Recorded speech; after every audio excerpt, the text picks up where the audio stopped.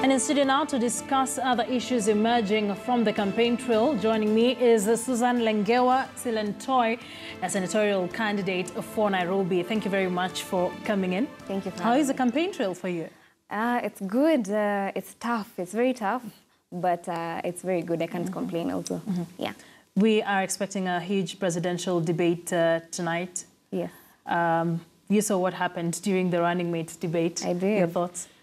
I think it would be best if they showed up because this is just an opportunity that they're being given to show us as citizens of this country what they have to offer for us. And so it would be best if they came. The last deputy president's debate was very telling of what they think of us as citizens, as if we're not worthy of them showing up, which is wrong. I don't know what kind of culture it is that they're showing us, even as young people in this country, of what they value or what they don't value. I think it's wrong. It needs to stop so that we can all be accountable to ourselves as people and even as candidates who are also vying. Let's take a look at some of the issues that have been emerging. We've had voices from all the other parties, Jubilee, from NASA. We'd want to hear what the independents think about some of these things. One of them being, should we be using a manual backup system or an electronic backup system? Does it even matter to you at this point? Well, I think the manual backup is fine because I think we have to have a backup system because electronics can fail us. That is true. However, that does not mean that we should put in due diligence to make sure that the electronic systems work. So it is fine to have a backup, but they should do their best to make sure what we are supposed to use actually works on the day of voting. As an independent candidate, if I look at it from an outside perspective, of course, there's all this push and pull between NASA and Jubilee. I think they should just let IEBC do their work so that we are also not putting in thoughts as leaders, we're not putting in thoughts to people that manipulation is going on or something wrong will happen because we know what kind of political atmosphere we're in. And so just inciting them, even the slightest bit, can be fatal for all of us. And so I think we really need to be careful with what we're saying, especially to do with the IEBC. As an independent candidate, what are you most uncomfortable with the kind of political temperature, political utterances that are coming out to this point? I think I'm most uncomfortable with the fact that a lot of people are not objective. Most of our politics is very subjective.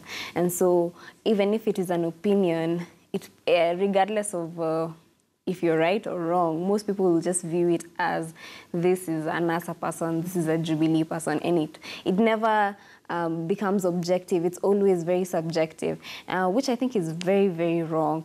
And as a young person in this country, growing up in an atmosphere where politics has never been really the right thing, it's just which side you're on, I think that is wrong. That is a culture that we need to stop. And that's why I even decided to run as an independent, because I feel like our politics is very divisive, especially on the lines of tribe. And that is wrong because nobody chose to be born. I didn't choose to be born a Samburu. No one chose to be born a Kikuyu or a Luo either. So that's a narrative that we really need to change. And that's why I'm doing this as an independent candidate. Yeah. So you don't believe in any of the party ideals that we have around here? I think the ideals are good. But at the end of the day, they have really contributed to us being divided on tribal lines.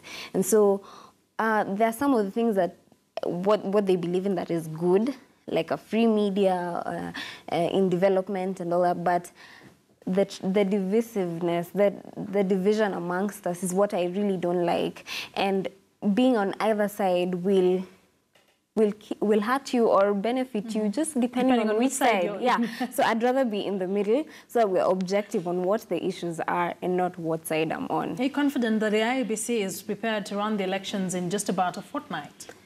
The IEBC have told us repeatedly that they are ready.